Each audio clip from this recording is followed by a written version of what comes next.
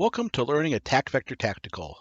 This is a three-part series. This is part one, in which we cover movement. I'm Mike Zegum, and I'll be your instructor today. Before we get any further, I should point out this is not a comprehensive course. We are not covering every single role. We're going to teach you just enough to get started. The best way to learn the game is to play the game, not watch videos in which someone drones on endlessly about the game. Also, do not consider this tutorial to be authoritative.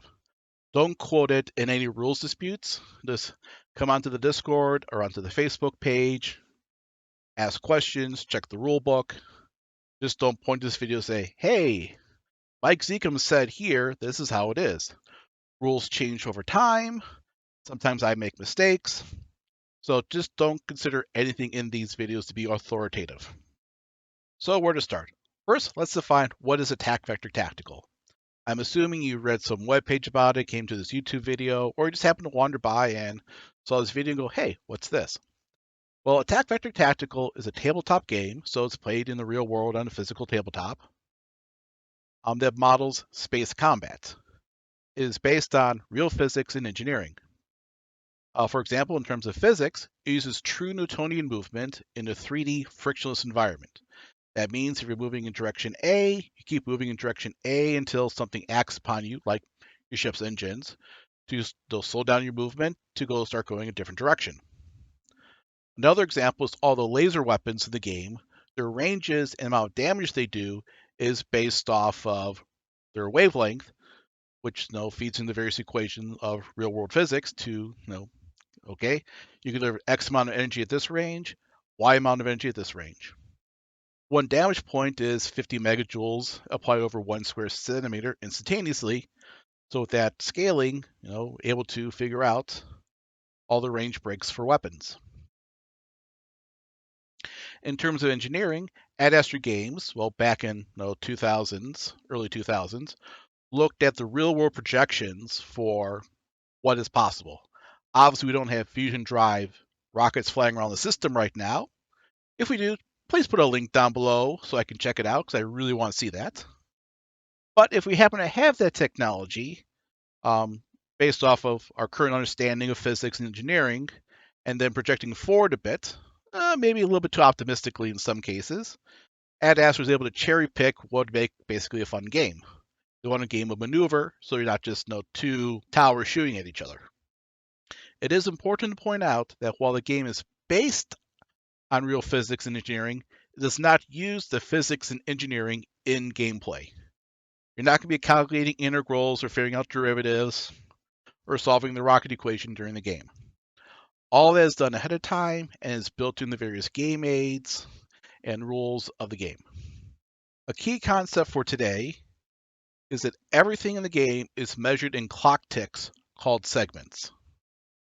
We have 8 segments to a turn, and segments, during a single segment, we do things like thrust, move ships, pivot ships, do rolls, which is, rolling around the axis of the ship.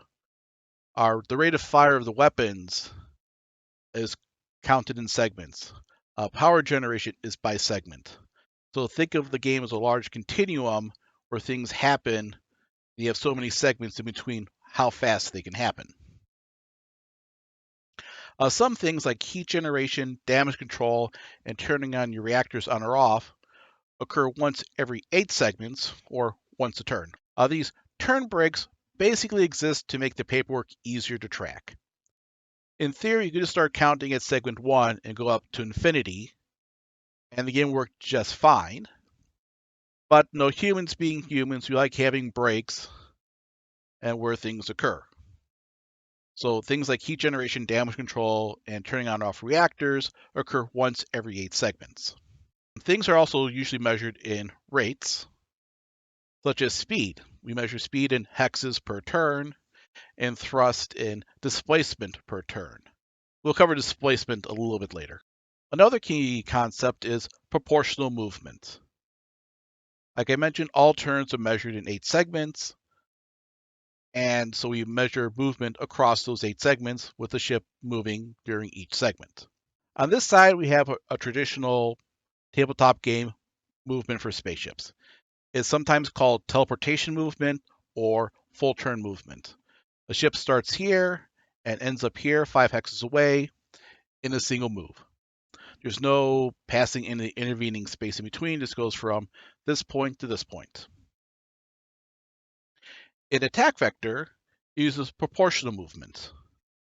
So if we go over here for the exact same movement over the turn, which is 8 segments, we go, okay, on segment 1, we are not moving. On segment 2, we'll move here. On segment 3, we'll move here. On segment 4, we'll stay in the same hex. On segment 5, we'll move here. On segment 6, move up here. On segment 7, we'll stay in the same hex. On segment 8, we'll move here. That's 5 hexes of movement in 8 segments, which comes out to skipping 3 segments worth of movement. And hopefully you can see that it does form a pattern because it is proportional movement. So you don't say, okay, I'm moving 5 hexes, so I'll skip the first 3 segments and then move 1 hex per segment after that. It forms a pattern. You do not need to figure out this pattern during the game. The play aids, if you're doing analog style, will have what they call remainder grids, which will show you the patterns, or the AVID assistant itself will just do it for you automatically. Due to proportional movement, each segment, a ship will move anywhere from 0 to 4 hexes. Most of the time, if the ship is just drifting without its engines turned on, it'll be 0 or 1 hexes per segment. Again, it's proportional, so some segments you won't move, some segments you will move. If a ship is thrusting, a ship will typically move between 0 to 2 hexes per segment. That's mostly due to displacement, occasionally adding an extra hex of movement. If a ship is moving really fast, so you're moving 3 to 4 hexes in a single segment, that's highly unusual. Your ship is moving freaking fast. You'll most likely be flying off the game map really soon. But some of the smaller gunboats can get up to those speeds and slow down fast enough to stay on the map. So occasionally you get some ships that move pretty fast. Now, not only is movement of the ships proportional, but also changing the facing or which way a ship is pointing is proportional. If you want to do like a 90-degree turn, you can't do that instantaneously. It takes place over time, and the amount of time depends on the size of the ship and how it's designed. Also, the changing of speed is proportional. If you're going 8 hexes a turn, you just can't immediately jump to 16 hexes or down to 4 hexes. You have to turn on your engines and apply thrust, and that thrust will accumulate over time. And it follows the physics equation, V final equals V0 plus acceleration times time. Next up is directions and vectors. The game has a compass, as seen right here. So we have direction A, B, C, D, E, and F going these different directions. So think of like A going north, D going south. And so all of our vectors are written in terms of this compass. So this red vector right here, so this would be the green ship in the middle, is going 2 hexes in direction A and 1 in F, because from the ship it's 1, 2 in direction A, and then from here, 1 hex in direction F. The purple line similarly is 3 in direction B, 1, 2, 3, and from this hex it's 1 in direction C. If you count it the other way, from the ship, 1 in C, then 3 in B, you get to the same spot. This blue line right here, this is a vector that's 2 in direction E, so it's 1, 2 in direction E. Thrust rates. Again, we're using the term displacement, which we'll cover on the very next slide, I promise. All thrust rates in the game, by the way, thrust is when you turn on your engine and you thrust your ship forward. They're measured in hexes of displacement. Assuming you thrust a full 8 segments. So if your ship has thrust of 5 and you thrust 8 segments, you will displace 5 hexes. The total speed change is the thrust rate times 2. So again, with a thrust of 5, if we thrust for a full 8 segments, our vector will change by 10 hexes per turn. the amount of fuel that we spent for this thrust is also equal to thrust rate times 2. So if we change our speed by 10 hexes, we'll spend 10 fuel doing so. Most ships have around 120 or so fuel, so it can go pretty fast. On every single ship sheet, they'll show the fuel in dots. Literally, it's a dot. It's a little circle, hence the name dots of fuel. And those dots are scaled to that ship. So it doesn't matter if it's a big cruiser, a frigate, or a gunboat. One dot of fuel on that ship is equal to 1 hex of change in terms of speed. So the dots are not compatible between the different ship sizes.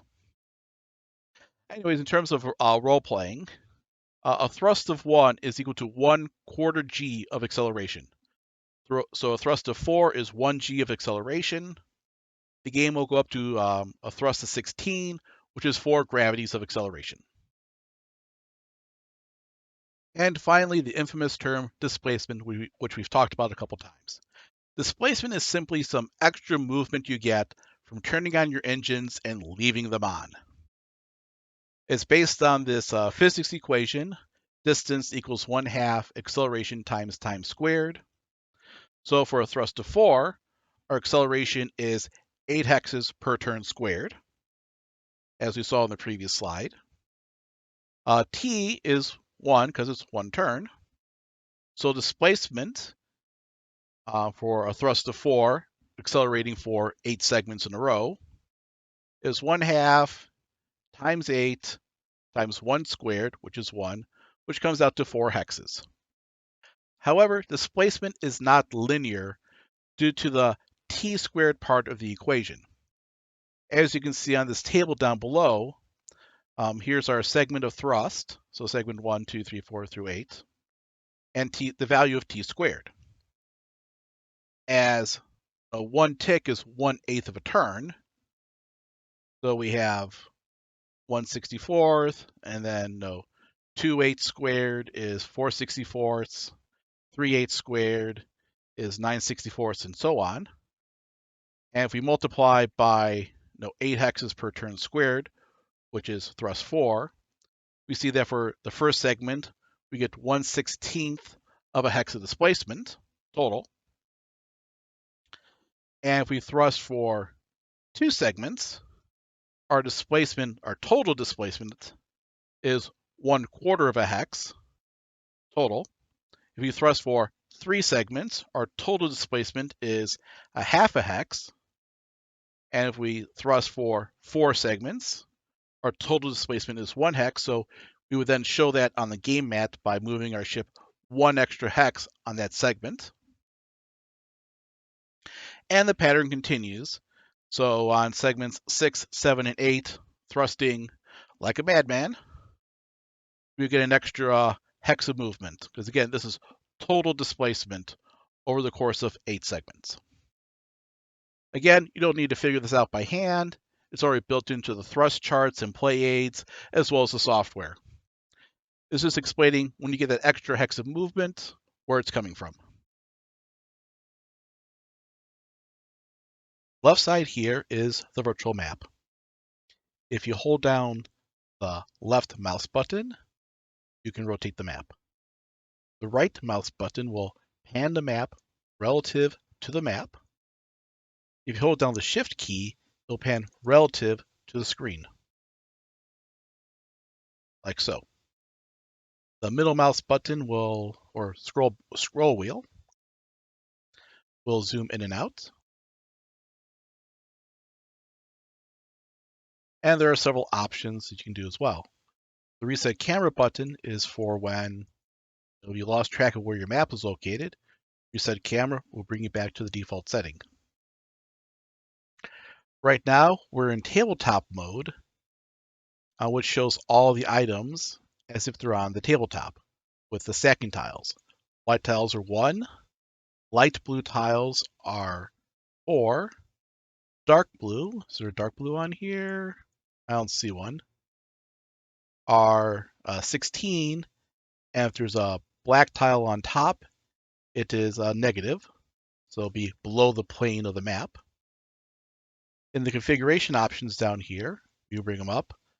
Top item says tabletop. If you select that, it'll change to white tile mode, in which case all of the stacking tiles are replaced by whites, which are ones. We also select then sticks mode, which shows all the relative altitudes of the map.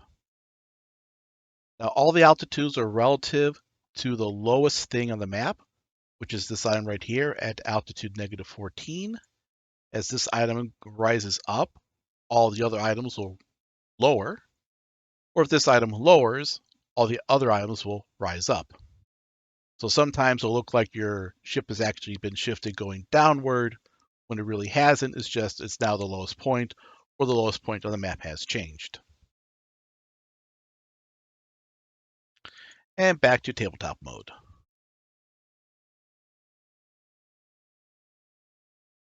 We can turn on or off the grid. We can also change the color of the grid, like so. The hex command turns on or off the special hexes. The line turns on or off the border of the map. And the color picker below that will change the color of the line. Where did I have it? Close enough. And the other options we don't have to really worry about. But feel free to play with them. This button over here will take a picture of the map and save it to your local hard drive.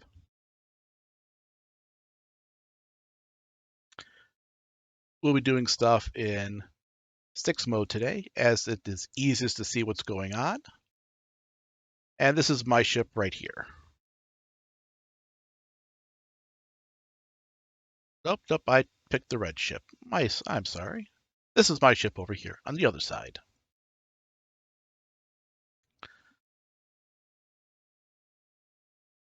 The dice tab will be covered in a later video, as that's basically used for combat. Next up is the ship status display page, or ship sheet page. This is the representation of the various ships. This is my ship right here. This is a simulator ship. It's not actually a real ship in the game, just one I designed to teach the game more easily. Parts we have to worry about today are these two pivot and roll. They're called caterpillar charts. Right here with the pivot G and here with roll B. We'll come back to those later to explain what's going on. Down here is the fuel for the ship. And if you remember from earlier, we talked about dots of fuel. These are the infamous dots. You notice they'll change shape. That represents the fuel being expended. And once you expend enough fuel, your ship becomes lighter, and therefore your thrust becomes more efficient. Over here on this side, we have our thrusters. We actually only have one thruster because we just have one big-ass engine out the back. This in the leftmost box tells you your maximum thrust. So to start with, our maximum thrust is 11, which, if you recall, that's 11 hexes of displacement per turn, or a total change of 22 hexes per turn of speed. Every time that we change shape over here in terms of dots of fuel, they're marked off left to right, top to bottom, we are able to increase our maximum thrust. So we have 1, 2, 3, 4 rows of thrusters, and there's 4 different shapes here: circle, square, circle, square. Because again, as you expend fuel, your ship becomes lighter, and your thrust becomes more efficient. So for right now, we just need to know that our maximum thrust is 11, and as you expend fuel, it increases to 11.5, then to 12, and to finally 12.5. Next up is the AVID Assistant. Now on the right-hand side is the actual AVID Assistant. There is a blue line in between the virtual map and AVID Assistant, so you can change the relative sizes as you need to. We'll switch back to the map for the moment. And the AVID Assistant was designed to be used on mobile devices. A lot of the design decisions might seem strange on the desktop. They make perfect sense when you think that this was designed to work on an iPod-sized screen, a nice little 4-inch screen. So if you wonder, like, why is it being done this way? It's because it was designed for mobile devices, so you can play this at a game store. I personally use an 8-inch tablet when I play, and it works well for that. So here's the basic navigation through the different systems of the AVID Assistant. As you might have noticed, at the top, we have these little tabs. We can switch between the different pages. For the AVID Assistant, we have an additional tab that's this light blue with the hamburger buttons, as they're called. We click on that. We go to the main part of the game, which are these pages right here. The plot page is currently disabled because we're not at the right step for that. So the step and list page are only used for setting up the game, basically. And these are the pages that are used to actually play the game.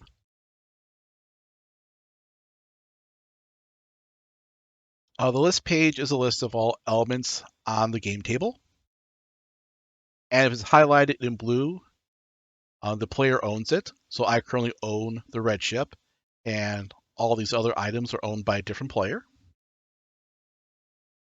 To change ownership, you simply click on it, brings up a menu. Go, hey, not owned by me. I've now given up ownership of the red ship. I kind of want it back. So owned by me. And there's other different options in here that should be pretty obvious. So make the ship visible or invisible. Make it active or put in reserve. 3D view will bring up the three-dimensional viewer so you can see what it looks like on the game mat. And so on. Update will allow you to update the stats of the ship, but we don't have to worry about that today.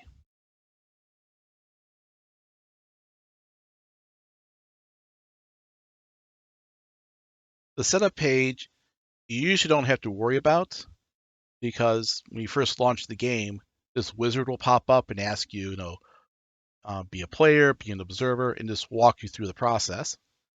But if you want to manually adjust things later on, the setup page is where you come. So you can see the game name, game ID, and your current sync mode. Our sync mode should be follow.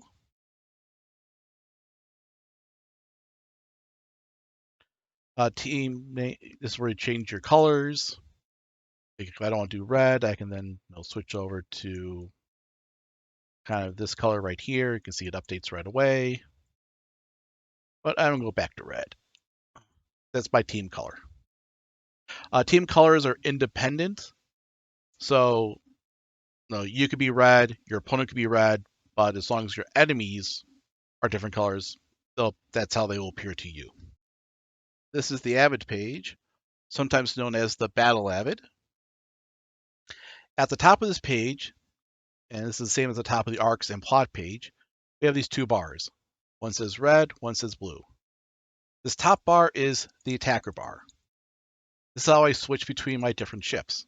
I only have one ship, so I can only choose one thing. So I'll pick a second ship for a moment.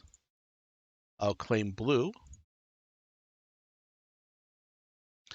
And now I can switch between red and blue as I own them both. I'll go give up blue. Now I can only pick red. This next line here, down here where it says blue 1, this will cycle you through all of the potential targets. And as you can tell, there are lots of them. We also have this list right here where you can just scroll down and pick a target so you can target it. And the button on the other side will Do the exact same thing, except cycle through the opposite direction.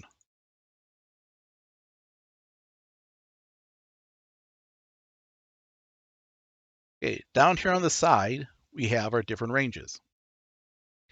There are 3 basic ranges in the game, and they are all color-coded.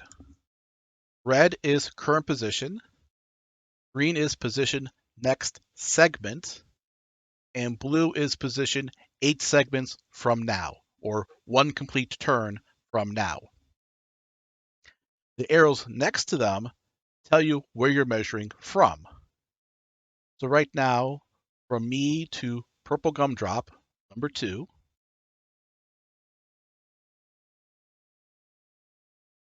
which is this one way over here, purple gumdrop number 2, we are currently at range 33. As I am not moving this segment, next segment will also be at range 33.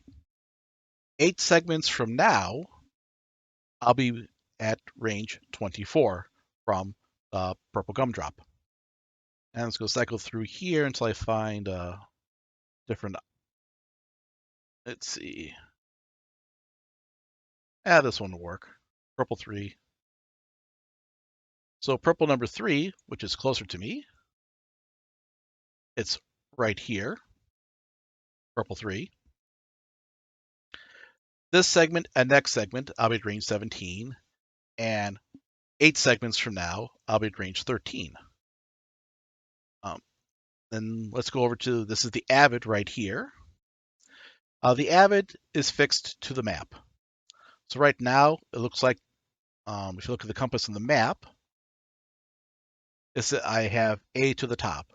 So this button in the lower right-hand corner, I can just click, it'll rotate the AVID until I have A up to the top. So now I have this orientated to the map. And you can change it throughout the game, because remember, this was designed for the physical game space, where you might want to get up and move around the map so you can change your AVID's orientation. This shows lots of information. So down here at the bottom, we have what's called declutter buttons. So I'll just turn everything off. So this is your basic AVID. Think of it as a globe. In fact, if we click the 3D button right here, and then globe, we can see the actual globe. This is the AVID globe. So this outer ring right here represents 0 degrees. So we'll go right here, we can see this represents 0 degrees, or the equator of the globe.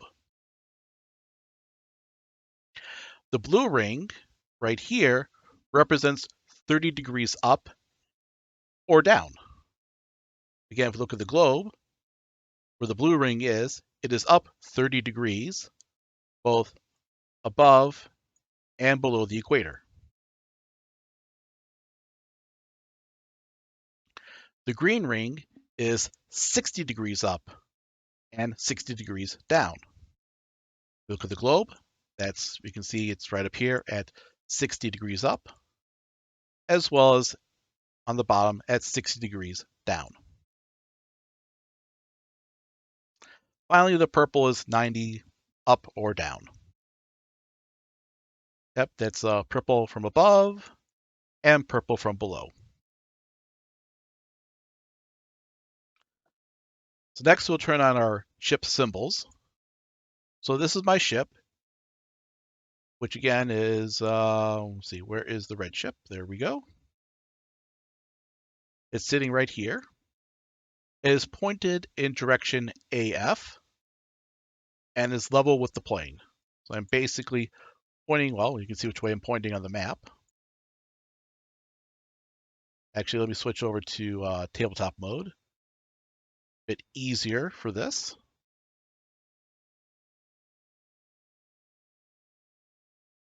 So you can see my ship is pointed between direction A and direction F.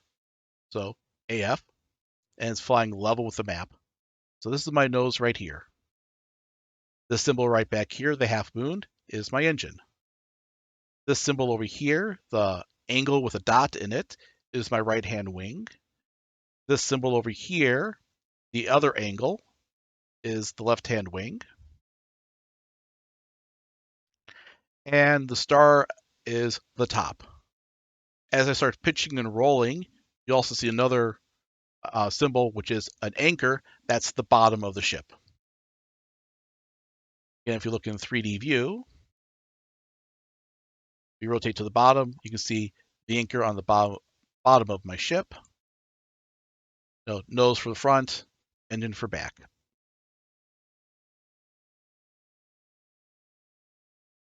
Next up is the targeting reticules. Let me turn off the nose. So there are 3 targeting reticules, again, matching up with these 3 colors, red, green, and blue. So right now I see purple number 3, which is this item right out here at range 17, and I see him level with me. He's far enough away that the angle is between plus or minus 15 degrees. As neither of us are moving this segment, he'll remain at 0 degrees. Next segment. 8 segments from now, I'll be where my blue dot is. At that point, the angle is such that I will see purple 3 at 30 degrees above me, which you can see is right here in this ring. If something is circled, like right here, and also the ranges are circled, it means you see it below the plane of the map. So the blue simulator ship, which is over here at negative 10, let me go to sticks mode so it's more obvious. So my ship is up here, the blue ship is down here.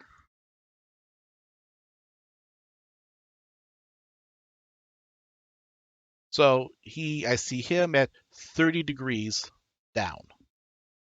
I know it looks like more like 45 degrees, but remember these are 30-degree windows, so this is from plus 15 to 45 degrees. If I look on the globe, I can see the target is right down here below me.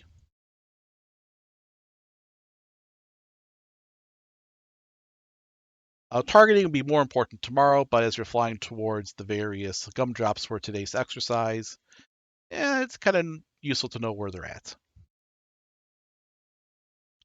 The blue diamond represents the crossing vector. That'll be 2 videos from now. The green represents our current vector. So we're currently heading in direction AF, level with the plane, as you can see by our stick right here. And down here, it tells us we're going 4 hexes per turn. So we're moving speed 4 in direction AF. T is when we start thrusting. You'll see a red diamond on here, which will represent your vector after you hit a thrust brake. We'll explain more about that later.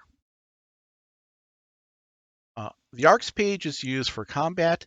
We'll cover more on the ARCS page in the next lesson. This is the turn page we'll be spending a lot of time on. Down here at the bottom, it tells us we're in turn 1, segment 1, and the step place future position markers.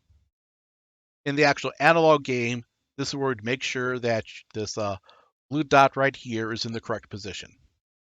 But as we're playing online, this is mostly just a placeholder page, just so you can just take a breather, make sure everything is up to date before continuing on. Record, was it blue size 895? Oh, that's an interesting name.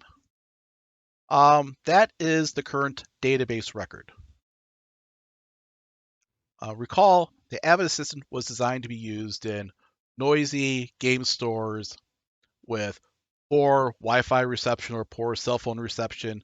Also, some people want to turn off their mobile devices from time to time to save battery power. So if they bring their mobile device back up or lose connection, their data may not be synchronized with everyone else, and it's a very fast way to make sure everyone's on the same page in terms of data. Okay, over here on the left-hand side, this green button right here is the data sync button. The data sync button is currently green, which means it's in automatic mode and everything's A-OK.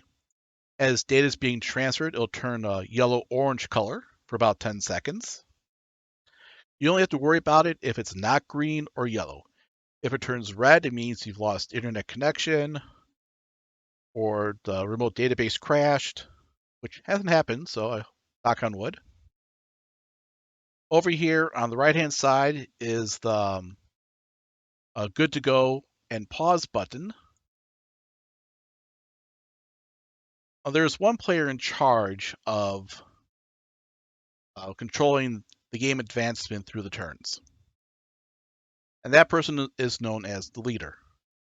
Their screen looks slightly different in this corner. And it's covered more greatly in a different video, which I'll link below, called turn locking. But basically, if you have a green thumbs up, it means that you're good to go to the next step. If you need to say, hey, I need more time to think about it, make sure it is red with the pause. It means I'm pausing the game, I still have to think. And once you're ready to go, you go give it a green thumbs up, it will advance the turn. And so we're going to advance the turn. As you can see, it locks automatically as we're now on the right order step of the turn sequence. In attack vector, the turn sequence is write orders, execute attacks, update your orders, also known as long orders. Then we apply thrust. Then we move our ships. And then we do regeneration actions for power and flex points. And then we repeat, going back to the right orders. So in the right orders, we now move to the plot page. This is the plotting page where we spend a lot of time making decisions. This is how we plan out our attitude change, which is changing where the nose is, as well as our rolls, as well as applying thrust. So first, pivoting. Going back to the SSD, let me zoom in a bit. We glanced briefly earlier at these tables. They're called caterpillar tables. This tells us how fast we can pivot. If you recall from earlier, all pivots and rolls are proportional. They take place over time, and these tables tell you those proportions. For example, if you want to pivot one window, which is this example right here, we move one window. This tells us it'll take us 0 time. It'll occur this segment. Because remember, it's plot, shoot, move. If we want to move 2 windows, we use this chart right here. So this segment will move 30 degrees. Next segment will move another 30 degrees, and we're done. All the way down to here, we want to do a 180. This segment will move 60 degrees. Next segment, another 60 degrees. Segment after that, we'll complete our pivot.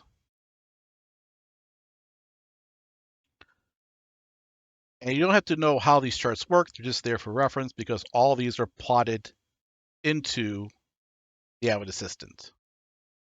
So going over to the AVID Assistant, as you can see, we have these light blue windows around our nose. So if we want to roll, say, 30 degrees to the left, simply just walk our nose 3 windows. So you can barely see it. You can see this kind of reddish nose symbol underneath. That's where we start our pivot. As we walk it over this way, we can see our path. It's important to see our path because we can pivot up to 12 windows because that's how high the charts go. So you can see how long, so we can like do this whole spiral thing up here. So the exact path is important. You just can't pick your final destination saying it's good enough because we can do something such as this. And then back right where we started. That's because once the pivot begins, you cannot stop it until you reach the end. As we mentioned earlier, pivots take time. So if you look down here at this green button, By the way, these two buttons will toggle depending which one's active. This means we're in pivot mode. This is the roll mode, because in roll mode, we're moving our top. In pivot mode, we are moving our nose. So let's say I want to do a complete 360, like so. This tells us right down here, it'll take us 3 segments to complete. If you look over here on the Caterpillar chart, yes, it will indeed take us 3 segments to complete. This segment will be moving over to here, and then down here, then over here. See that? We can just use these 2 arrows over here. So over here it says +0. So we'll be moving from our initial position right here, 2 windows over. As you can see, that matches up over here. At segment +1, we'll be at the 180 mark, which again maps right here. And then at segment +2, we'll be over here at the AB mark, which again maps right here. And finally, at +3, we'll be at our final destination. To get back to pivot mode, we just click the button down here, the nose button. It'll bring up our pivot. Our roll works the same way, like so, and tells you how long it'll take. +F means we'll finish this segment.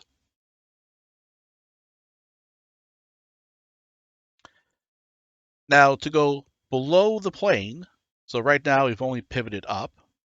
Well, first we'll reset the pivot. To do that, you just select the button and then select it again. It'll ask you to reset. To go below the plane, let's say we want to pitch downwards. First thing we do, we get the nose in the amber ring, so we're nice and level. Then we go down to this poker chip here, and we click on the middle. So it changes from having a blue top above to a green half circle below. This means we're now in downward mode. And on the AVID itself, you can see these 3 windows now have a light green tinge with a solid dash symbol around the outside, because things below the plane are circled. So now we can start pitching downward, like so. You can also see on the poker chip, it tells you how far down the nose is. So right now it's 30 degrees down. Now it's 60 degrees down, 90 degrees down, back up to 60, back up to 30. Now it's level. Click the poker chip to go to the upward mode. Now it's 30 degrees up, 60 degrees up, straight up, and so on. As you can see, we can get some rather complex pivots. And what you might want to do, because as you're pivoting, you're also thrusting, and you get your thrust going all sorts of different directions. That's more of an advanced skill. I would not recommend doing that right away. So I'll reset that. By the way, the most common mistake is pivoting the wrong direction. Some people will go quickly and think they're pivoting upward instead of downward. And suddenly when the software updates, you're like, oh, wait a second, I'm going the wrong way. Don't worry. Everyone, including myself, makes that mistake. Just keep playing on. Some clues which direction you're pivoting. You look at the outer edge of your hex. You notice once you're going down, it changes to a light color. Also, your symbol is circled. These things are green. The arrows behind you are green. You have the nose symbol down here pointing down. There's multiple ways for you to check, but again, mistakes do happen. Turning on your engines. This button right here will turn your engines on. You simply set your thrust level. Remember, currently your maximum thrust is 11. So that'll give me a maximum thrust of 11, which I want to do as I'm flying straight, because I want to fly towards this red gumdrop number 1. By the way, in case I haven't mentioned it yet, which I don't think I have, the goal of the first demo is to fly your ship through the 3 gumdrops of your color. I'm flying the red ship, so I want to fly through the 3 gumdrops that are red. Once I do that, I have completed my mission. So red 1 is right there. It's right in front of me, so I'm just going to accelerate right towards it. There's also other data that is useful to reference, and it's all in a data pop-up. To access the data pop-up, you can go to the plotting page, ARCS page, or AVID page, and simply select the name of your ship. So it's right up here. It's a red simulator. I click on that. It brings up this pop-up. This is the movement grid. This shows me the proportional movement of my ship. So right now, my ship is flying 2 hexes in direction A and 2 hexes in direction F. This segment, segment 1, I will not be moving. Next segment, I'll be moving 1 in direction A. Segment after that, I will not move. Segment after that, I'll be moving 1 in direction F, and so on. This is the movement grid. It tells you when you're moving your ship. On the map over here, the green dot is where you're going to be next segment. As the dot is on my ship, it tells me I'm not moving. The blue dot tells me where I'm going to be in 8 segments. As I'm moving 2 in direction A and 2 in direction F, I'll be 4 hexes away in 8 segments, and that dot is 4 hexes in front of me. I change the tabletop mode and zoom down.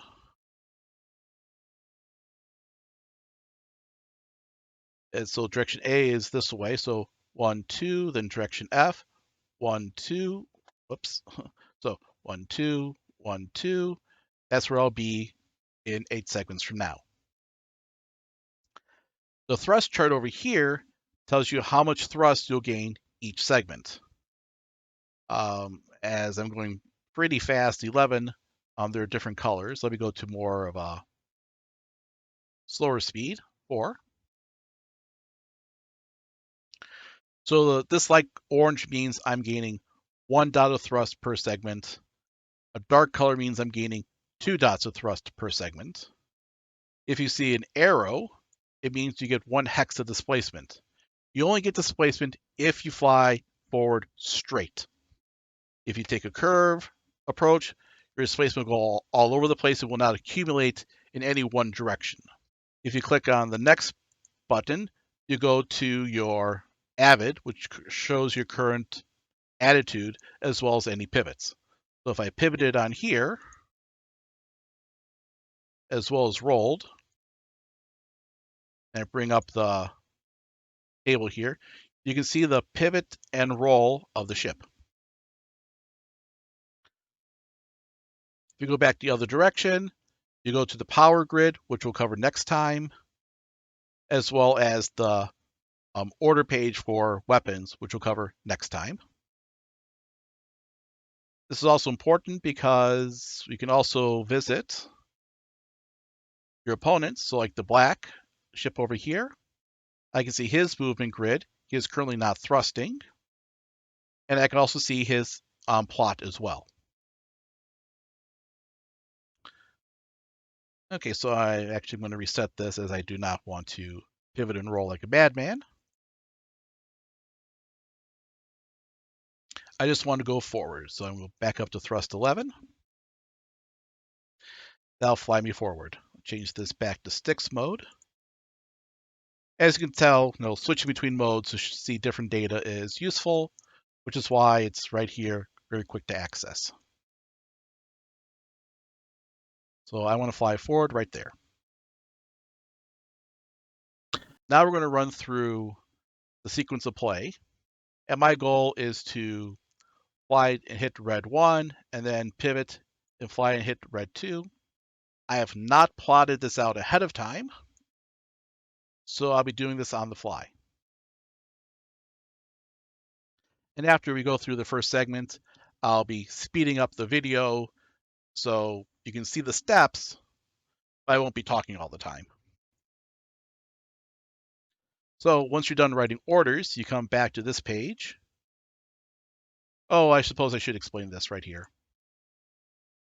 So if I'm pivoting, on the turn page, it tells me I am pivoting 7 windows. I am on segment 0 out of 2. That way you know you've pivoted or have a pivot plotted. You can also see it later on as you advance through the turn.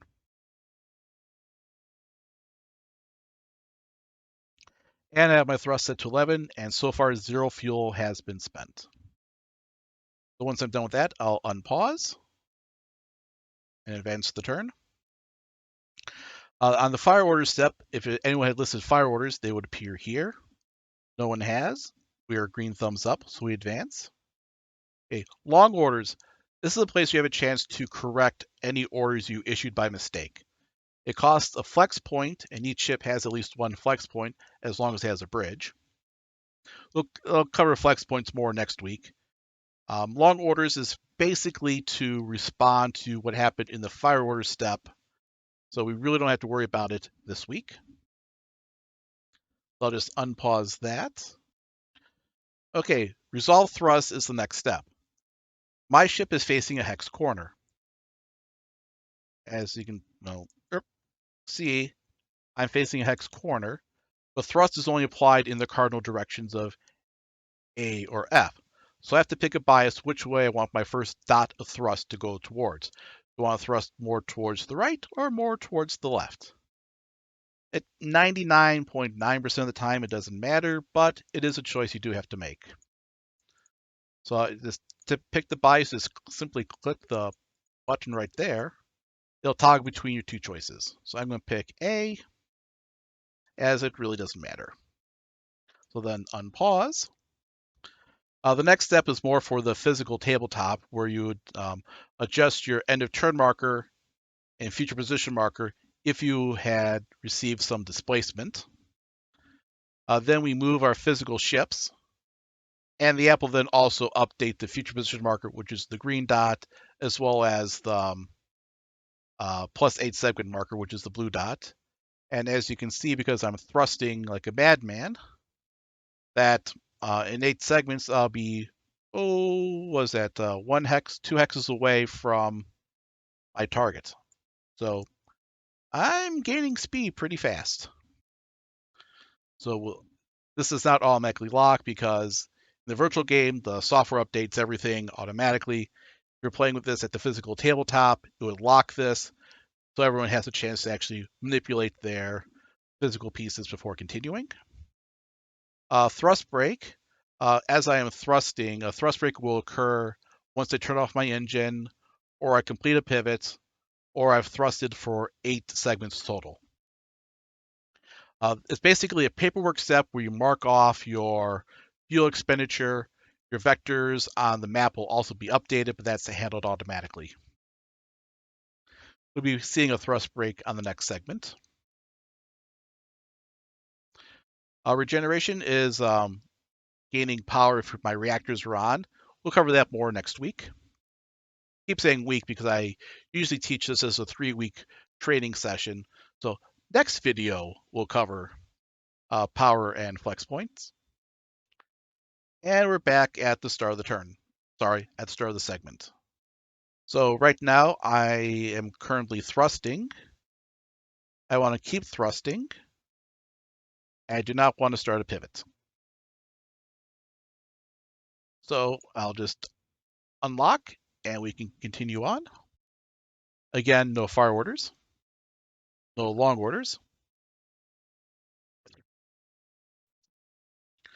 Okay, so if you may have noticed, my green dot shifted slightly. That's because this segment, I get 1 hex of displacement, and my bias direction was A, so I'll be shifting 1 additional hex in direction A. Okay, so we've finished movement, and you may have noticed a problem. My vector is now missing my target. So I'll need to correct. Okay, so because I got greedy and just thrusted straight forward with a bias direction, so let's take a look. Let's see. So I'll get 2 dots of thrust this segment. So yeah, it might swing me back to passing through the red dot. Like I said, no, trying to math this out this is why mathing it out is a bad thing. What you should do is always look where your blue dot is and just kind of guess from there. So what I'm going to do is I'm going to turn off my engines. I'm going to turn off my engines, and then I'm going to pivot 90 degrees, so 3 windows. Then once I finish my pivot and my engines cool off, I'll be able to start thrusting again in 2 segments to clip the red number 1. And so it looks like it'll take me about a good 4 or 5 segments to get there yet. And again, I'm doing this on the fly. This is not planned out ahead of time. This is how I typically would do it in the game. You just kind of eyeball and guess, fly by the seat of your pants.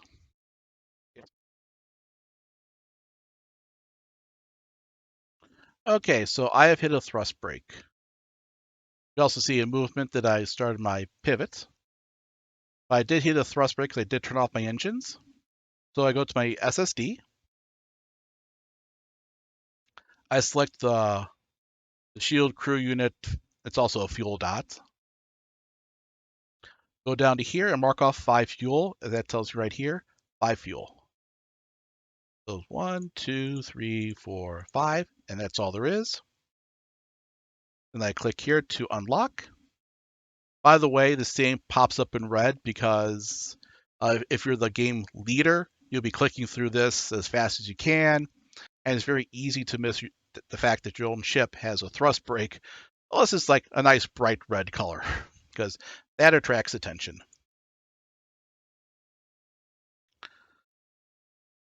The next segment, I'm going to be ending up here, and we'll see how things progress from there. One reason why I just did not continue to thrust directly towards the red dot to get my vector back on track due to the bias is that they'll just increase my speed. Right now, I'm going 9 hexes a turn, 5 in A and 4 in F. So that will require me to slow down quite a bit as I'll have to change direction. I have to cancel out my F vector and get my A vector on to go from red 1 to red 2. So I don't want to keep going a lot in direction F. I need to go a little bit, probably a little bit more in direction F to actually hit the gumdrop, but then I want to cancel that out as fast as possible. So the less I get in direction F, the better it is for me. So I'm completing my pivot this segment as I have a plus F down here. It also means pivots cannot be changed until the current pivot is complete. So the software will prevent you from breaking the rules, so to speak. My thrust is currently off. I can't turn it back on because it takes at least 2 segments for the engines to cool down.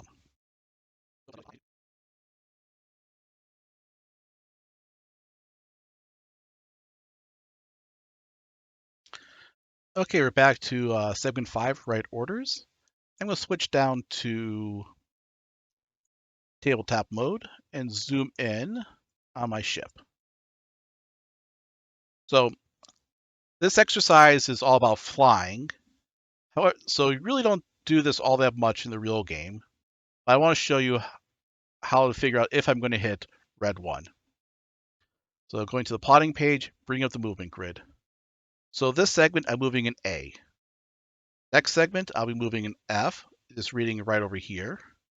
So A, F, A. So A, F, A.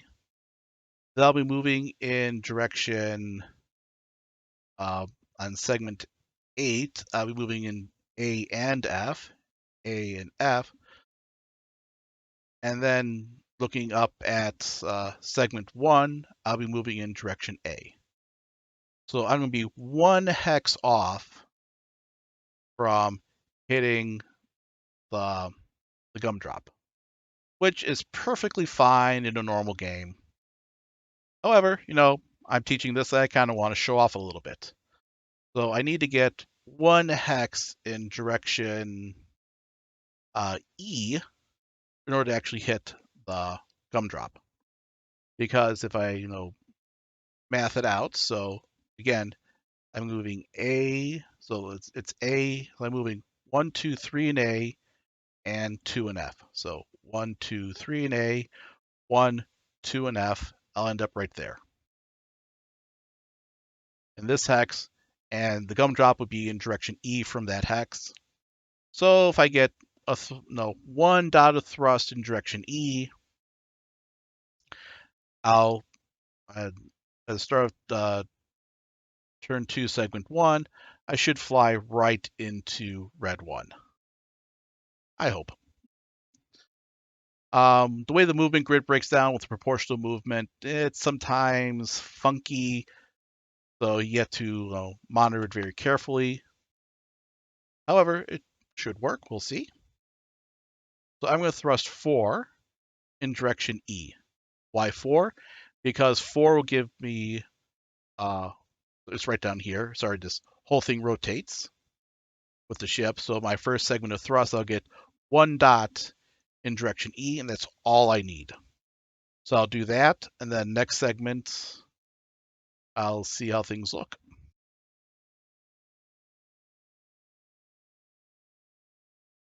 Okay, so we're back at right orders, and it looks like we'll be really close. So let's check our movement grid. So 1, 2, 3, 4. So let's see, we'll be going 2 in A and 2 in F. So 1, 2 in F, 1, 2 in A. Okay, that's still the same as we haven't updated our vector yet from braking. So we're going to turn off our engines this segment.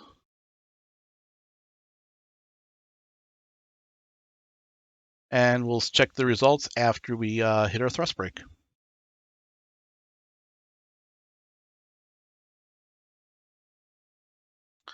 Okay, so we hit a thrust brake again. Mark off 1 fuel.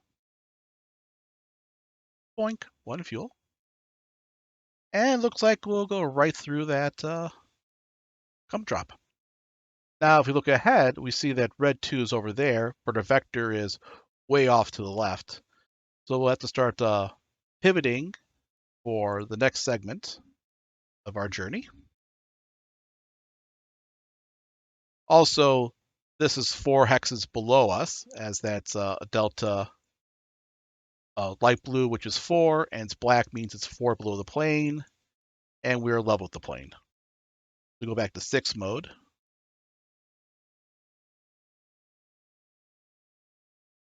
So you can see we're flying through our gumdrop, and that next gumdrop is below us. We'll have to change our vector from going in direction AF and move it towards A with a negative component, probably A minus.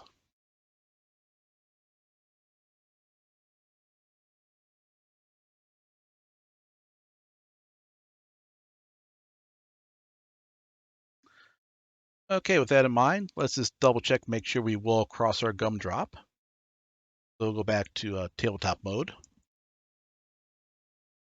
So we're 1, 2 in F and 1 in A from it. So 2F, 1A. So at the end of this turn, we'll actually fly right into the gumdrop, which is perfect. So next we want to cancel out our F vector. Now to cancel out a vector in F, you have to thrust in the opposite direction. Opposite of F, as you can see, is C. So we want to pivot around to C. And since we also want to go down a little bit, we'll back up 1, change to downward mode, and pivots will be facing C minus. By the way, the nomenclature for the up and down, or the pitch up, pitch down, it's minus, minus, minus, and then minus, and then 3 minuses to go straight down. And up is the opposite. So if we're going up, it'll be C, C plus, C plus plus, then plus plus plus. So this would be C blue ring lower, also known as C minus. Okay, we got our plot done. We're not thrusting yet because we want to finish our pivot first. That pivot will take us, won't finish this segment, but we'll finish the next segment. So 3 segments from now, we'll be able to, or 2 segments from now, I should say, we'll be able to turn on our engines.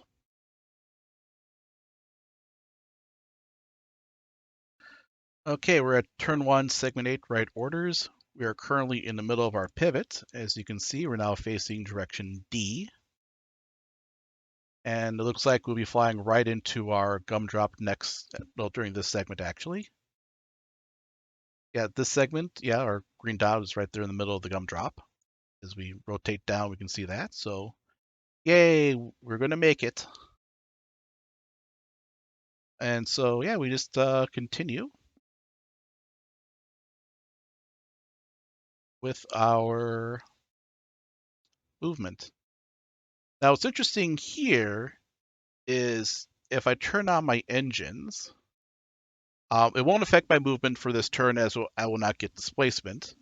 However, it will slow me down in the A direction, give me a little bit more time to adjust my vector.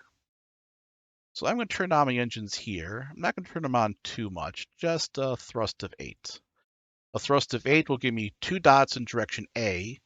That'll bring down my A movement from 4 to a 2. So that'll give me more time to adjust my vector. So I'll turn that on now, and we'll see what happens. And again, I've been playing this game for 2 decades now, so I know how to fly. So don't feel intimidated by saying, "Oh, turning on my thrust now." It's stuff you learn as you play. So practice makes perfect. Okay, so I've hit a thrust brake. So go update my SSD. I have spent 2 fuel. And I hit a thrust brake because I completed my pivot. Going back to the map. Again, thrust brakes occur in 3 situations. You've turned off your engine. You have been thrusting for 8 segments because that's how big the chart is, or you completed a pivot. The completing the pivot part is for the mathematics of displacement, because you only get displacement when you thrust in a straight line.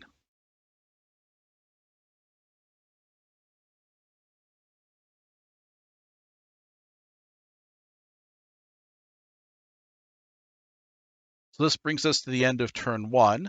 We'll cover what this stuff means in the next session.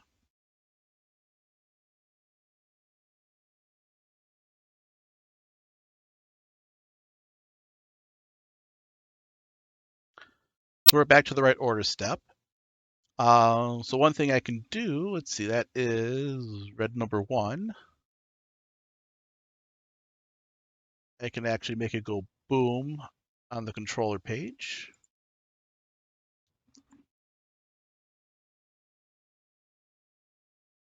Okay, so it go boom because, hey, I reached my gumdrop. However, that's kind of distracting, so I'm going to put it into where's my red explosion? Okay, and I also removed it so we can see what's going on. My ship is currently pitched down 30 degrees. If I switch to sticks mode, you can see what more's going on up here. Oop. So I'm pitched down 30. My vector is in direction mostly F, with a little bit in 2. And I want a little bit in 2, a little bit in A. I want to get it mostly in A. So I am currently thrusting 8, which is a good amount of thrust to do.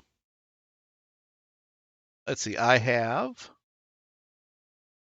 5. Let's see, yeah, 5. I can count. I have 5 dots in direction F that I want to cancel out. So looking over at my thrust chart right here, as I'm pitched, I now use the green column. The first part of the green column is for the major axes, second part for the minor. As I'm at 30 degrees down, I'm more horizontal than vertical. So the first column is horizontal, second column is for vertical. If I was at 60 degrees, would flip that. Don't really need to know that. The software will take care of it for you. However, this tells me that in 3 segments, I will have canceled out my F-word movement and gain 3 hexes of movement downward. And I probably don't need that much, so I'll need to do a course correction later on. But for now, it's A-okay. So again, if I thrust 3 more segments, I'll go 1, 2, 3, 4, 5 in direction C, which is opposite of F. So I'll cancel out that vector. I'll also gain 3 hexes going in the negative direction, which is fine as my next target is 4 hexes below me. It might put me a little bit too low, depends on how fast my vector swings back towards direction A. I may need to start then thrusting up a little bit. Again, we're flying by the seat of our pants. I'm not actually trying to math it out to get it done in one go.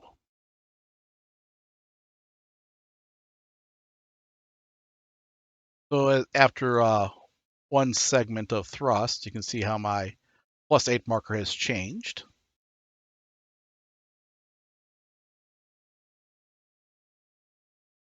And right now it's segment 3. It's almost there. You can also tell that when we switch to tabletop mode, it's easier to see, show it off.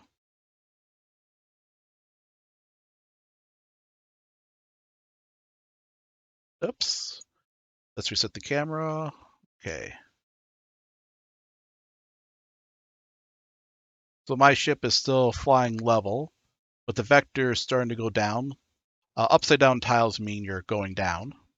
So we're going down 2 segments or 2 levels, and the target is -4. So, but we're off by a column. We ideally would be flying down this hex row. But we've almost canceled out our F vector.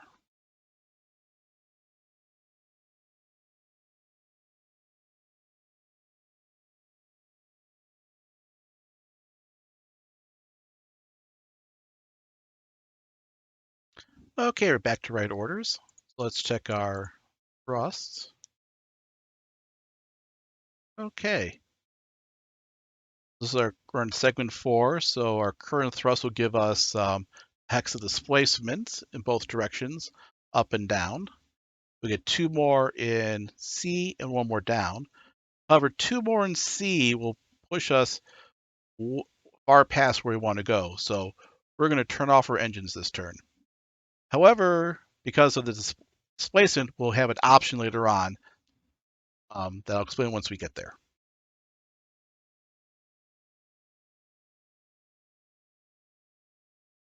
So our engines are off, and also we want to start pivoting in direction A.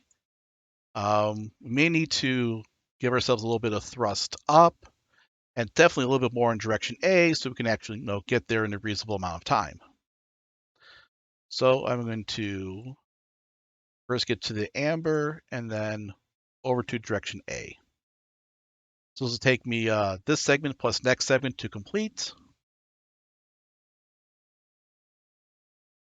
Okay, then we can decide about our thrust at that point.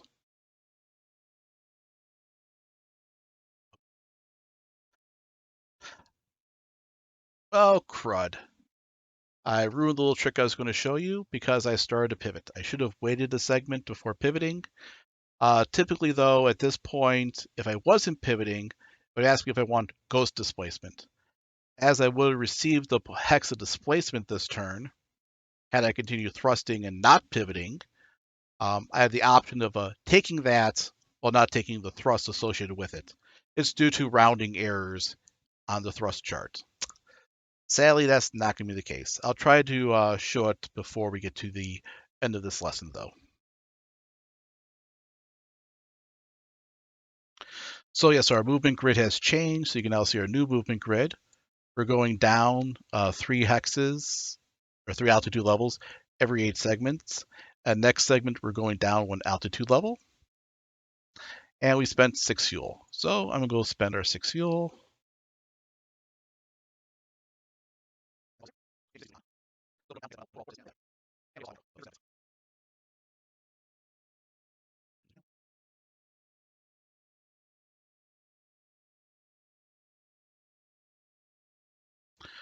Okay, so I have completed my pivots. As you can see here, I have no 0 windows, 0 out of 0, so it means my pivot is complete. So now I can adjust my course. So I'm 7 hexes away from red, so I still have a little bit of time to fix things. So what I want to do is get over to 1 hex row,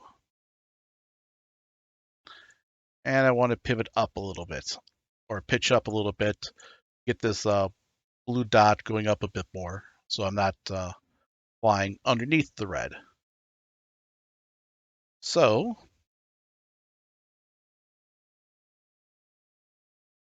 I am going to pivot up 60 degrees because I kind of want to cancel most of my downward vector at this point.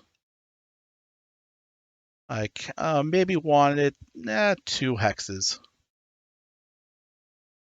going down, actually 1 hex going downward. So I'm going to pivot up 2 and then make a decision what to do once I finish the pivot.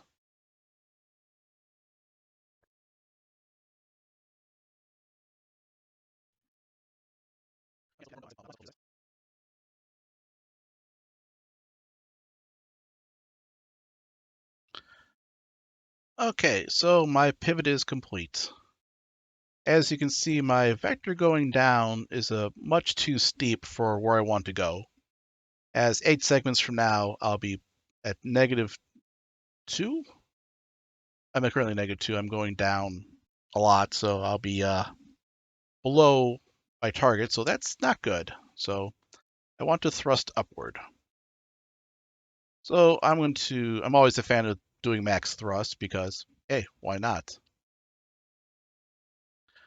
So thrusting upward, I'm currently going down 3, and I want to cancel out 2 of my downward movements. So let's see. I actually want to cancel if I cancel out all my downward, that'll be fine too. So let's see, 1. So let's see, this is dark, so 2.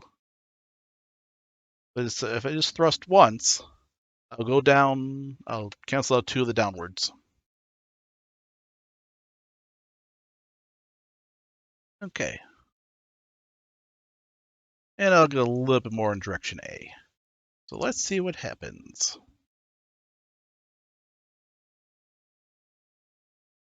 Let's see. Go back to tabletop mode for this.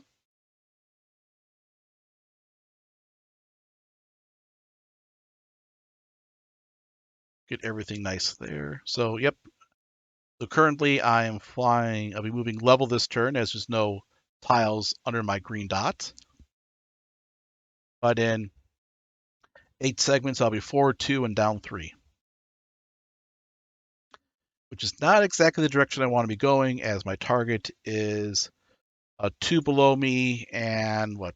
1, 2, 3, 4, 5, 6, 7 in front of me.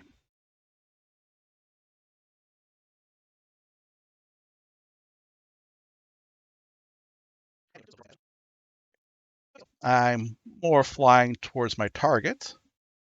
I'm currently down 2 altitude levels, and at 8 segments, I'll be down 1 more. So I'm going to turn off my engine. and we'll see what happens. Okay, so here it says pick ghost. Had I continued thrusting, I will get a hex of displacement this turn in the +1 direction. But because I turned off my engines, I did not get that. I can choose to get that displacement or not. I did not get it last time I turned off my engines because I also started a pivot, and you don't get displacement while pivoting. So had I not started my pivot, I'd be in the correct row. In this case, I'll be like don't. So I can choose if I want to go up 1 level or stay level. 0, 0, 0 is kind of the nomenclature for a 0 vector. You're 0 in all directions. I'm flying. I'm currently down 2 levels. I'll be going down 1 level across 8 segments, and my target is 2 levels below me. So I think I want to go up 1 because seeing how I finally finagle it, I may or may not need to thrust down to dive at it. So yeah, I'll go up 1 this turn and see what happens. I'm sorry, I'll go up 1 this segment and see what happens. So I pick a ghost displacement of 1 plus.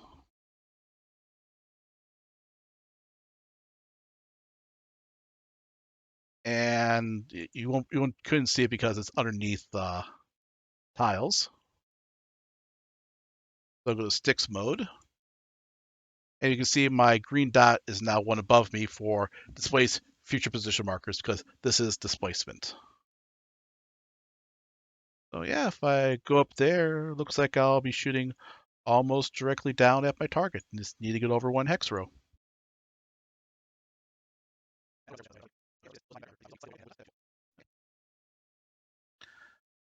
Now what to do, what to do?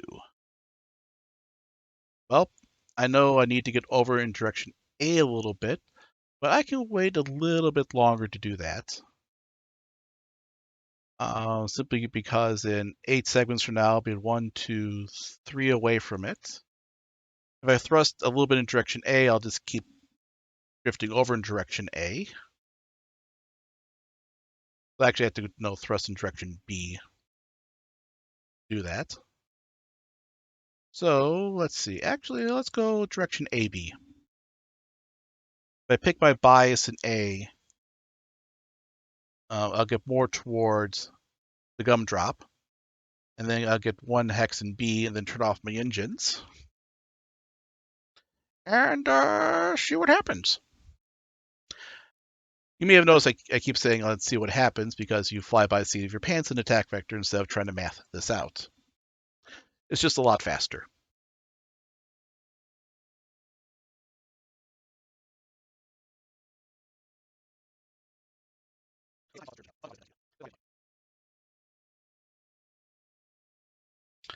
Okay, we have completed our pivot, and you can see we're still going to be above our target and a little bit to the left.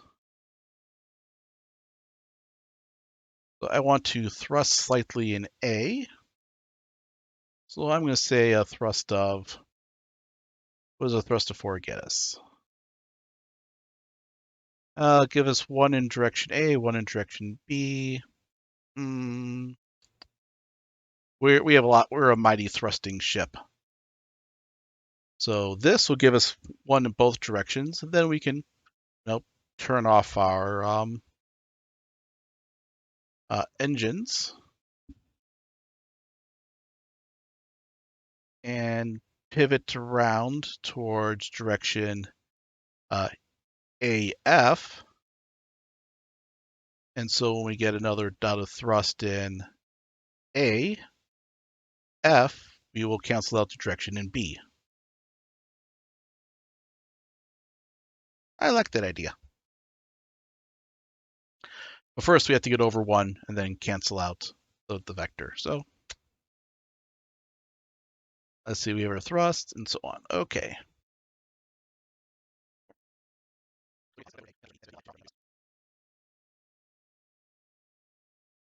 We're going to turn off our thrust. And then with a thrust of 8, actually, before we do that, we would get a displacement in A. Yeah, really don't want that. So we'll turn off our thrust and pivot towards F. We're pivoting towards F in order to, yeah, actually, let's go AF minus, because we want a little bit of downward vector as well. So as soon as we get over into the correct row, we want to thrust down and to the left so we don't go too far to the right of the gumdrop.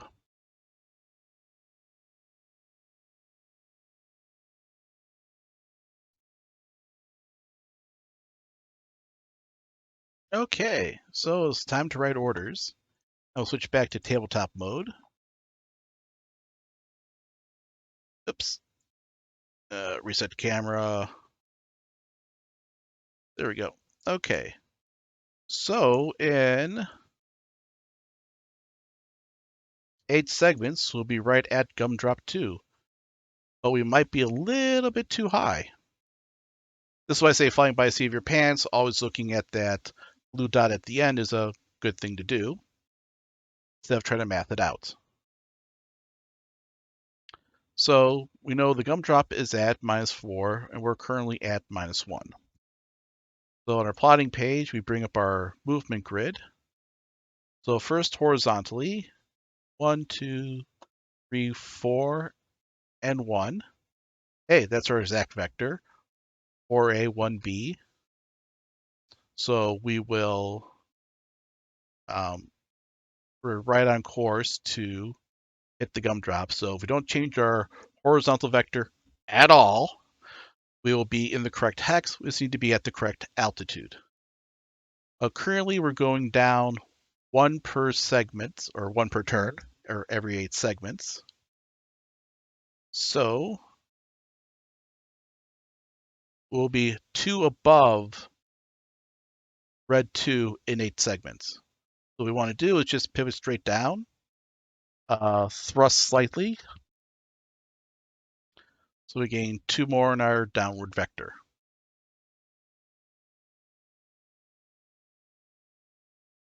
Now we currently can't update our pivot because we're completing it, so we have to wait to the next segment to do that.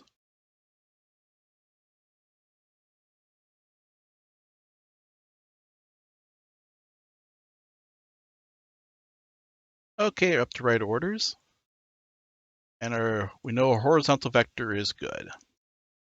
We have to worry about our vertical vector, so we just want to pivot so that we're straight down, like so. And once we get straight down, we can pulse our engine slightly to give ourselves downward direction.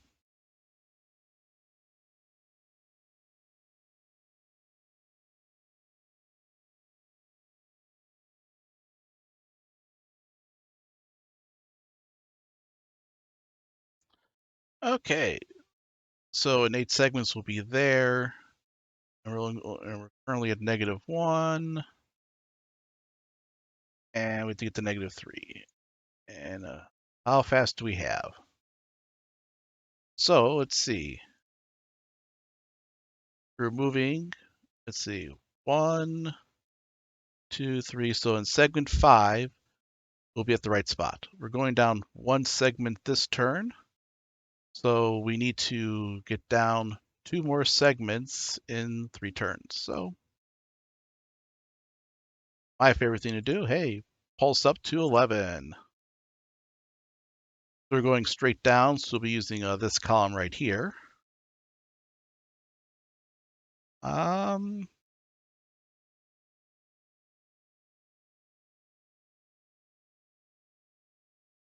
the problem is we might be thrust ourselves down a little bit too fast.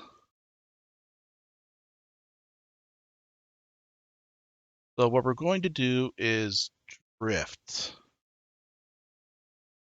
We need everything to converge at segment 5. We're going down one this segment.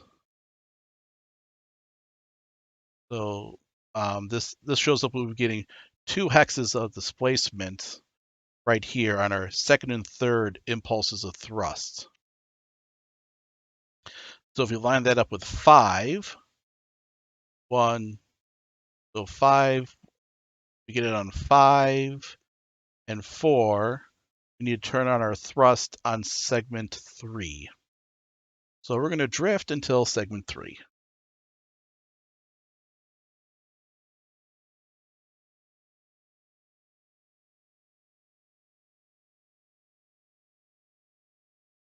Well, I actually screwed that up because I forgot to turn off thrust. So and it's like, oops, I accidentally started thrusting downward.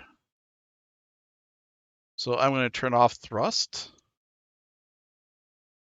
Take the displacement and see what happens. Yeah. Like I said, mistakes do happen in this game. Just I prefer just playing through instead of trying to, correct them by adjusting the stance of the ship. Because hey, you learn more that way. I learned today, double check my thrust when doing examples. So again, this is the picking of the ghost displacements. I'm going to pick one going down. And yes, if you recall from earlier, when I did the ghost displacement going up, yeah, I'm now kind of canceling that out. Again, flying by the seat of your pants and adjusting as you go is the name of the game. In an actual combat situation, this doesn't really come up all that much.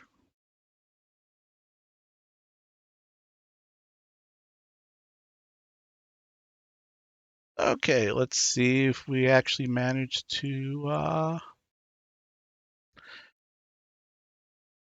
get our movement correct. So currently we're at -3. We want to get to -4 before segment 5. We get 1 down this segment. So if I switch to sticks, there should be a green dot below us. Yep. Like so. So yeah, we're just moving down 1, and then horizontal 2, down 1, horizontal 2 is exactly where we need to go. Because we're 2 away in the A direction, and 1 above. So yep, we're going to hit our target, despite the mistakes.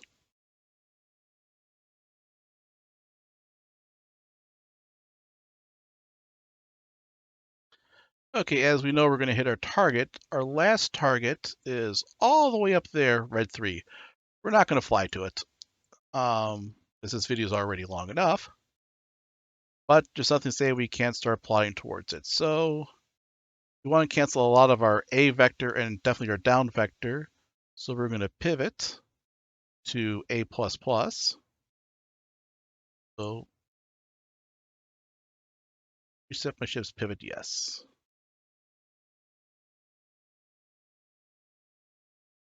Oh, I thought that was my nose over there where it's actually my top. I'm like, why can't I click here? Nope, it's these things right here. So actually we want to cancel our A vector and our definitely our down vector. So I kind of want to go the other direction actually. So let's reset this. And we're going down at 6. So let's go up to positive. Positive 60 in the D direction. And once we get there, we'll start thrusting. Meanwhile, we'll fly right through red 2.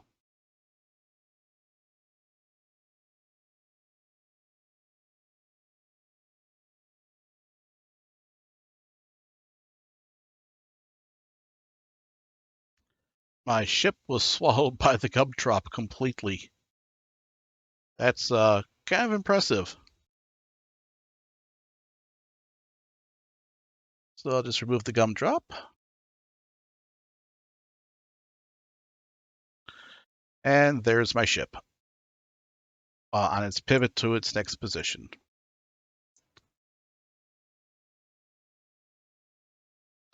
Okay, let's start turn 4, segment 6. And that's where we're going to stop this example game. Because, yeah, while that one's not really all that hard to get to, it will take probably a good 3-4 turns of precision flying to get there. Again, in standard combat, you don't want precision flying, but relearning how to fly, giving yourself goals is a good thing to do. A great example is in the real world. The Secret Service trains to do J turns, which is like that 180 spin that they do with the heavy armored sedans. But to learn it, they use high performance sports cars. Even though they're not going to be driving high performance sports cars, it's just learning how to do it with that much power gives you that much more confidence when you actually have to do it in the real world. So same thing here. You don't need to learn how to fly with super precision. This gives you the confidence when you actually do need to fly in combat to avoid being shot. After all that, I'm sure everyone's ready to actually give this a shot themselves. So this is how you actually set up the game. So you can try this at home. This demo is built into the software itself, so it's actually fairly easy to set up quickly. What I recommend doing is having 2 web browsers to do this. So I'm going to hit F5 to reload. And then I'll bring another web browser in. This is the web browser I was using to control the game. It's again Chrome in incognito mode. So I would launch your controlling web browser. That's going to be like your game master off to the side in incognito mode. This is how it looks like when it first comes up. Select attack vector. We don't want to restore the previous game, so select new. Then player. Create game. The hex grid number basically is the size of this hex grid. Just leave it as a default, 3236. Select next. Side of the map really doesn't matter. Select next. Game name, this is important. From the drop-down list, select Demo 1. Select next. Click the new button as you want it to be a new game. Then select next. You want to select lead as you can be the game leader. That's why it's on a separate web browser, I should say. So you'll be clicking it off to the side to advance the game turn. Select next. You don't need a team name, just leave that blank. And then add demo ship. If you do not see add demo ship, that's because your game name was not demo 1, 2, or 3. So you go add demo ship, and it will populate the board. And it just takes a second. By the way, this thing right here is called the notepad item. You can just iconize it and just move it out of the way. We'll be using that more in the next session. So right now, the guy that set it up owns all the ships. So pick which ship or ships, if you want to challenge yourself, that you want to fly, and just own them on this web browser. So I used red, so I'll just own it here. If I want to say green, I'll just own it here as well. I'll then hit the synchronization button. Okay, now we pull this off. Then go set up page, comms, and copy your game ID. Now we can move this off to the side. In the main window that you'll be playing in, now again, you refreshed it, hit attack vector. We're starting a new game. We're a player. We want to join an existing game. Side of the map, again, doesn't matter. Again, you could also iconize the notepad item and move it down here to kind of get it out of the way. Select Next. Game name. From the drop-down list, pick Demo 1. So it's the exact same between both players, or both browsers, I should say. Paste in your game ID. Test the connection. And once it says, hey, you're A-OK, click Load.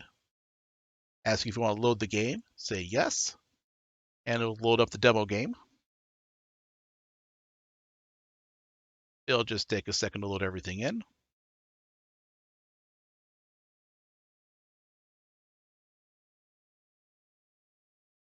There we go.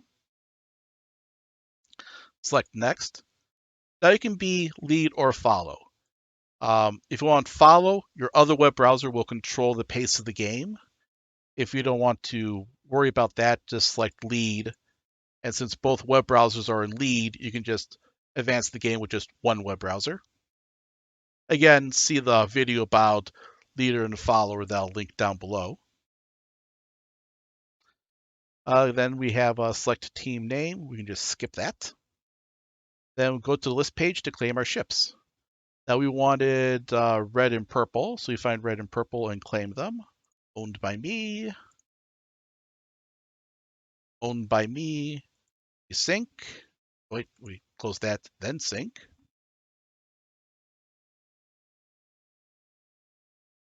Oh, we actually picked red and green.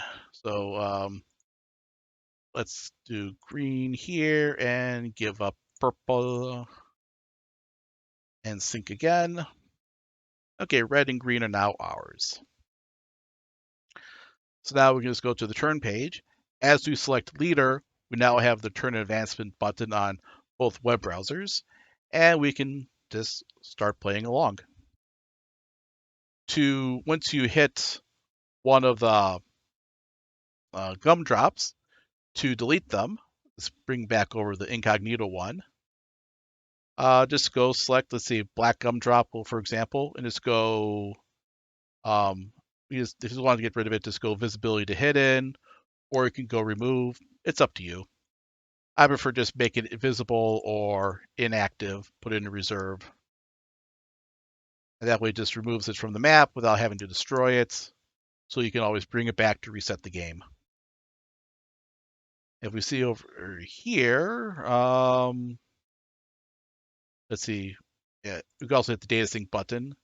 So black 1 is been removed from the map. Yeah, there's black 2, black 3, and there's no black 1. And that's all you need to do. The reason why having two web browsers is good is that something needs to control all the other ships and items. And if you all have it in one web browser, for example, this one, we go to the, say, the AVID page. There's not going to be a lot of stuff down here. Just know the things you don't own. And everything else will be up here, as you can see from the list. So by using two web browsers, you get more of the true game experience by having just the items that you control in this upper list as opposed to everything, and everything else down here is the target. If you have any questions about how to set up the game for a demo, just ask down below in the questions and we'll help you through it. And this is the end of part 1. Thanks for watching. If you liked this video, please give it a thumbs up. If you want to see more videos like this, please hit the subscribe button.